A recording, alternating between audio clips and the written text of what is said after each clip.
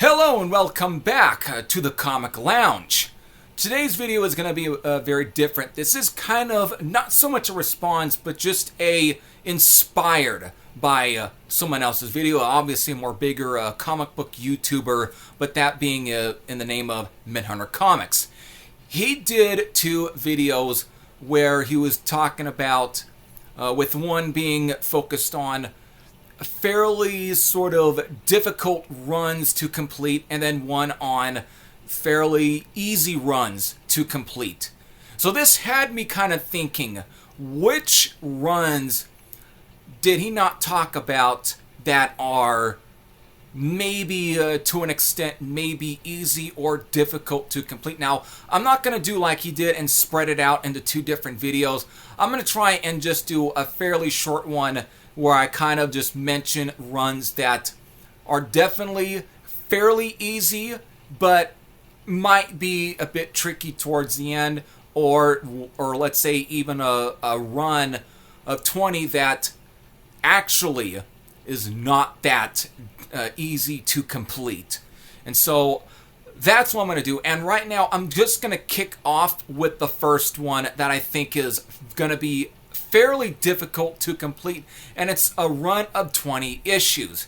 And this actually comes out after today, where I eventually at a later point I'll show you the particular comic book that sparked this one to be brought to be mentioned in this this type of list video. But it is none other than a fairly known Image comic book title, that being in Pit. Now, in his video where he talked about fairly difficult runs or really tricky runs to complete, he mentioned Spawn. No surprise there. But there is one that I think really shouldn't be too slept on in terms of this type of topic. But for me, it's Pit. The reason is that the first 9 issues, when it was actually under Image Comics, because by number 10, Dale Keown, I don't know what was the whole point. I haven't read the backstory, so I don't know much of the information why eventually he left to Image, but he eventually did, and by number 10, he began publishing the rest of the rest of the 10 issues, basically 10 through 20, under his own Full Bleed Studio publisher, which is like very independent. And that's when a lot of the issues become very lower parented, and there's definitely a few issues within there that are going to be very difficult to find. And the ones I'm going to be mentioning for the most part are like number 10, number 11. If I recall, I think it's number 11 that has like a homage to issue number 1. But I've only seen one copy up on eBay for sale, and it's barely kind of like sitting around $12. But beyond that, I've only seen one copy. I really haven't seen a lot of number 10. Number 17, believe it, I think was it 15, 17 are also up there and being very tricky. When you do, they might be mixed in with a lot of random comics, like random sort of Image comic stuff. And then, of course, number 17, when you do, it might creep up to $15 to $20. Number 18, you can find quite a little bit on there, but normally it sits around $20 normally. Then number 19, same thing. If you do, it might be a $20 comic, but it barely doesn't show up a lot. I looked today on eBay, there's barely any listings for it. And number 20, the very last issue, sits around, again, maybe around $20 to $30 at least sometimes. The lowest, maybe $10. But that's about it. But a lot of the stuff that eventually, when it switched over to his own Full Bleed, is when everything becomes really scarce. And eventually I'll show the one that I end up finding, and it's a kind of one of the more common from the last run for the series. But yeah, when it comes to short-lived comic book series, especially one that spanned during the period of Image Comics, this is definitely going to be one I think would be close to very tricky. Because again, a lot of the early ones up to number 9, whatever, that were published under Image, should be at least a walk in the park. You should have no problem. But after that, good luck. So if you do, it will probably take a bit of time, but whatever. So that's why I'm throwing in there. It's just more of a trickier run to complete. Now, the next one I want to actually going to mention in this one. Now, this one can be easy. This one's going to be easy. You know what? I don't have to, because this one is going to be off the top of my head. But I'm talking about the original Deathstroke the Terminator run. Now, I'm not bringing in the Rebirth or the New 52 series, because they did like two different New 52. One for that eventually Rob Liefeld had took over, whatever, and then eventually there was the Tony S. Daniels one. But I'm not talking about any of those, nor the Rebirth with Christopher Priest. I am talking about the original run where it started under Deathstroke the Terminator, then switched over to Deathstroke the Hunted by number 0, and then eventually it just straight up became Deathstroke by, number 45, 46, whatever, around that number. Now, this is going to be a fairly easy run to complete because, again, there's only 60 issues, but this can be easy only if you're able to have at least a bit of money. And now this one is not full. There is keys, but some of the biggest keys in this one, most of them are going to be maybe 10 to 15 bucks at least, maybe even $3. We're talking about, obviously, there's the first issue of Deathstroke the Terminator, which is why it actually is considered more of a key, because that is the first appearance of Bill Walsh, a.k.a. the Jackal, as the Ravager. Of course, the full story for that, he takes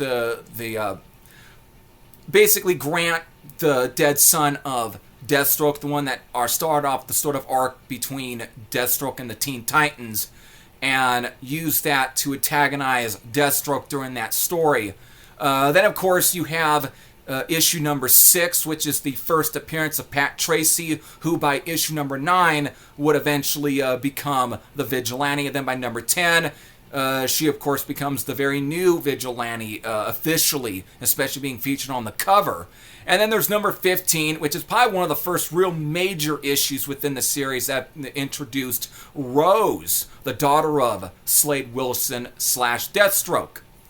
So there's about that. There's at least a few keys, but there's at least towards the end of the run, when it started to become very more lower printed, there's definitely going to be at least a bit of a bump, or at least more of a spike in prices, where everything tends to be more, maybe 10 to 20 bucks. The highest price you're ever going to find for one of these issues is going to be number 58, which is technically the first meeting between Deathstroke and the Joker, but because of Dave Johnson's homage to Deathstroke the Terminator number 1, that classic Mike Zeck cover, which this time is with the Joker in the pose, that is the only one that actually I have seen rise up to about close to $60 to $70. That's the only comic that is around that price.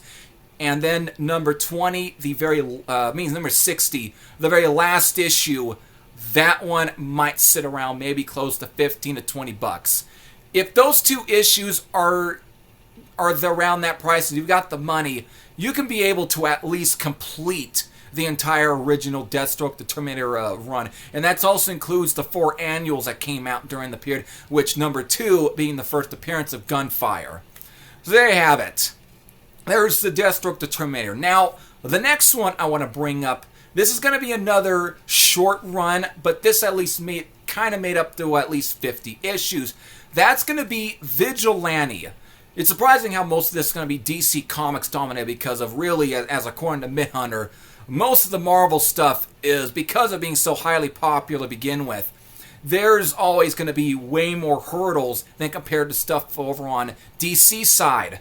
So I'm going to be mentioning Vigilante here. And now, this one, just like I think with the Deathstroke, might be a little bit tricky, but it's not that tricky. That's why I'm putting it more above, because this is actually going to be a little more easier. Because a lot of the biggest keys within this run can only probably end up around 10 to 20 bucks. And that can be the very first issue, which is the first solo Vigilante title. Then there's, as I also written down, Number 23, which is the first appearance of Lieutenant Harry Stein, who becomes a member of Checkmate. And speaking of Checkmate, we have number 36. Now, this one has probably some of the most key, probably the biggest stack of keys or key points, whatever, in this issue. Not only is this the first meeting between Peacemaker and Vigilante, no thanks to James Gunn's Peacemaker TV series on HBO, but I believe this is also the first ever DC story featuring Peacemaker post-Crisis on Infinite Earths after DC had bought the rights to the Charlton Comics line. Then, of course, you have the death of Dave Winston, who was Adrian Chase's judge after becoming a judge since, number 19? And he was really the main prominent one to really, I think, lasted quite a long time as the Vigilante character getting killed off. No thanks to Peacemaker. Spoiler. Then, of course, this also saw the return of Adrian Chase taking the mantle of the Vigilante again after relinquishing it to become a judge in number 19. And then, of course, we have probably the one that gets connected a lot to Amanda Waller and whatever's going around Peacemaker and so on. Since I mentioned Checkmate, this is the first appearance of the agency who eventually becomes Checkmate. And so that's definitely a lot of key facts in one issue.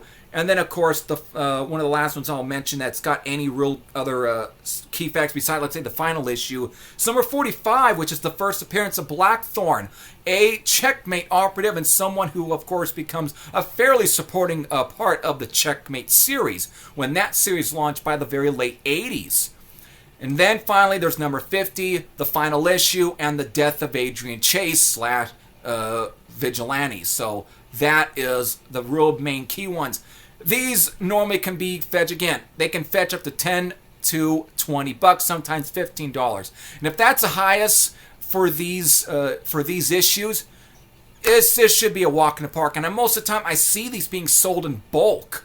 And that's how I've been able to try and get a hold of some of these comics to begin with from this series. So it is fairly easy. And of course, being there only, 2 annuals for Vigilante during this 50-issue run, that shouldn't hinder you at all. It's a fairly easy run to complete, in my opinion.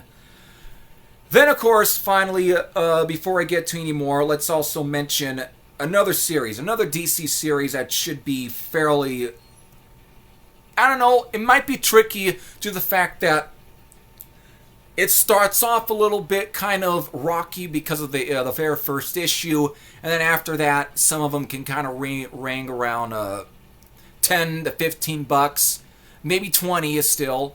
But then, of course, there's a lot of the situation of not a lot of high grades in circulation. You can find them, but it's going to be a little bit tricky. I'm talking about the 133 run for The Warlord, which was Mike Grell's series, a very classic, probably one of his most iconic series outside of his run on Green Arrow when that restarted, or at least he actually got his own series anyways by the end of the 80s.